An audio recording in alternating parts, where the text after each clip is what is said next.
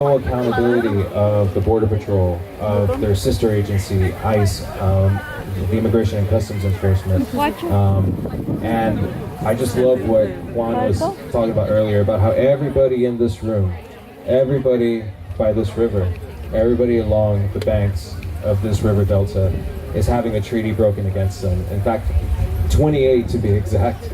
And that too is an indicator of the importance of events like these to show our people power. Because, I mean, you know, we can talk about how terrible Trump is and how much of a horrible person he is, the scum of the earth and all the rest of it, but these border walls were being built long before he ever thought about trying to run for president, and has been supported by both parties. That's what bipartisanship looks like. Starting with the 2006 Secure Fence Act and the Real ID Act, which allows for the executive, not the executive, the Secretary for the Department of Homeland Security has more power than the president. I don't believe in this bourgeois government to begin with, but they don't even live up to their own standards, okay? The Department of Homeland Security Secretary has more power than the President of the United States to waive these laws, sole authority. And so, with all that being said, I think, and especially as we're here to discuss climate change and all the manifold dangers that it presents to our species and to our planet, there's been a lot of talk about the Green New Deal and the urgency to change the economy, to go off of reliance on fossil fuels and so on. But I think that this proposal relies on and focuses on CEOs and executives and tax incentives for the rich people, and it's not taking into account working class power, working class people that actually work these corporations, that work these factories, that can stop the border wall. We cannot put our faith in politicians, in these heroes that come up with these great, brilliant ideas that do nothing to talk about where the working class in our country is going to go. And so I'm just going to go ahead and stop here. I got asked to play a song. And it's about international solidarity, because I think that is the actual solution for our world to move forward, and for the working class of the world to be the stewards of the environment, and to not just take away our reliance on fossil fuels, but on the people who own them.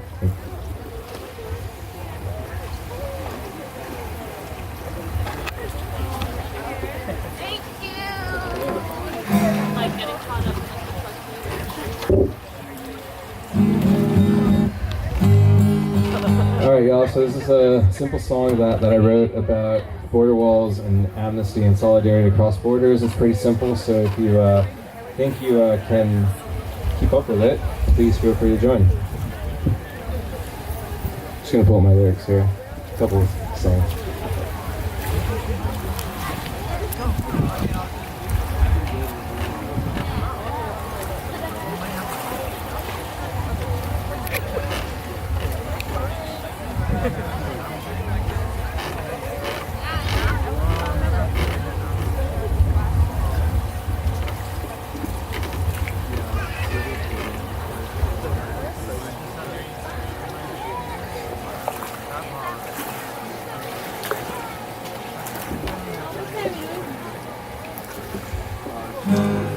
I'm gonna ask Josh to come help me out. Josh, if you're around, Joshua, or somebody to hold this. Yeah, got my lyrics here.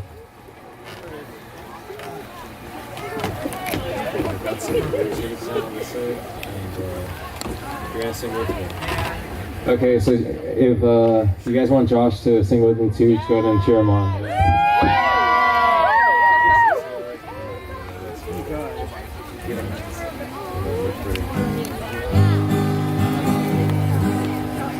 No border wall, amnesty for all, solidarity across borders. Let's do it one more time. No border wall, amnesty for all, solidarity across borders, from India to Macedonia, from Germany to Greece, from Austria to Denmark, from Ecuador to Mexico.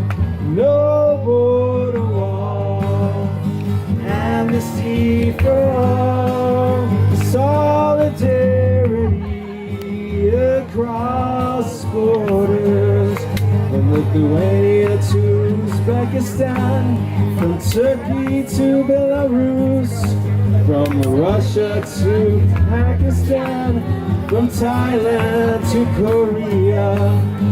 No border wall, amnesty for all, solidarity across borders, from Estonia to Latvia, from Macedonia to Spain, from France to Slovenia, from Kurdistan to Palestine. No border wall, amnesty for all, solidarity across borders, solidarity, no borders at all. Thank you.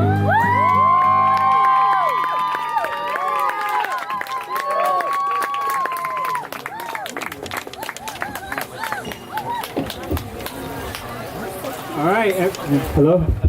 All right, everyone. It's going to be like this is the climate march. Like this is it. Like thank you, everyone. Just for one last note, we wanted to leave off a continuation within our last climate march. We talked about LNG. So right before, like the very end, we're just gonna have a few words from our last speaker. From Martha. Hello, everybody. I'm so humbled to speak after our elders, and I just want to again say thank you to them, and forgive me for speaking right after you. But thank you so much. Is that right? Familia, hello. Thank you for coming and being here. I represent Save RGV from LNG. I'm also a part of the Sierra Club, but more importantly, I'm just like you. I'm from here. I'm someone who lives and loves and considers all of you all part of our family.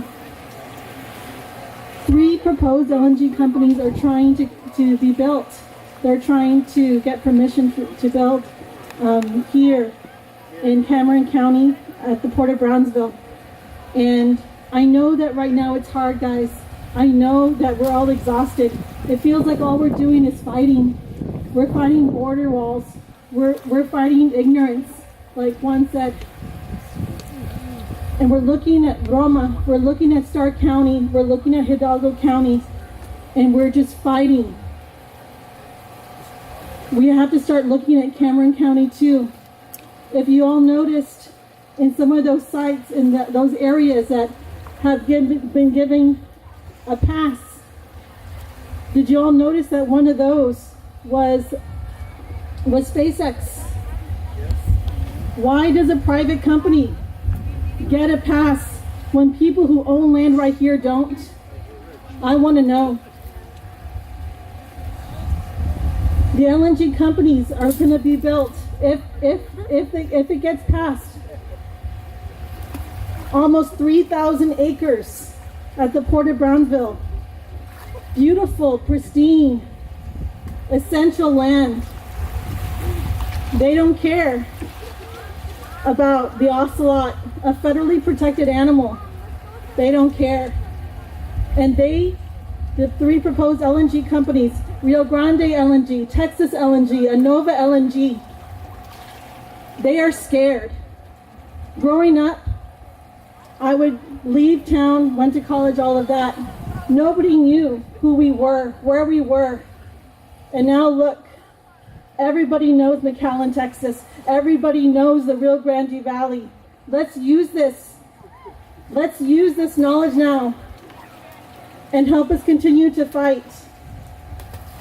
These three proposed LNG companies, if you read their draft environmental impact statements, they are sloppy, they are bad, they are scrambling because they know they only have a limited amount of time for a product that is not wanted, that is not needed. They do not have any buyers for this fracked gas, a completely dirty and awful pollutant.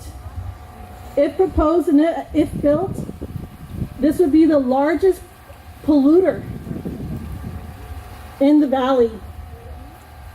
9.2 million tons of greenhouse gas emissions, volatile organic compounds, and all kinds of awful other stuff, guys, that just you can't see. It's in the air, it affects your lungs, it affects our breathing. Don't you feel like we've had enough already? So, I just wanted to share this knowledge with you as we continue to fight against border wall and hate and oppression and environmental racism here in the Rio Grande Valley. We need to start looking at our brothers and sisters also in Cameron County, where we feel the next string is going to come with border wall, and already now with Rio Grande LNG, Texas LNG, and Innova LNG. You can find more information at Save RGV from LNG, and you can join us in our fight. Juan mentioned it earlier. We are so grateful to the Carrizo Comicrudo for everything they're doing to help us in our fight. And we're with us too. We're with you too. And all of this because we're all in it together. Thank you so much. Blessings.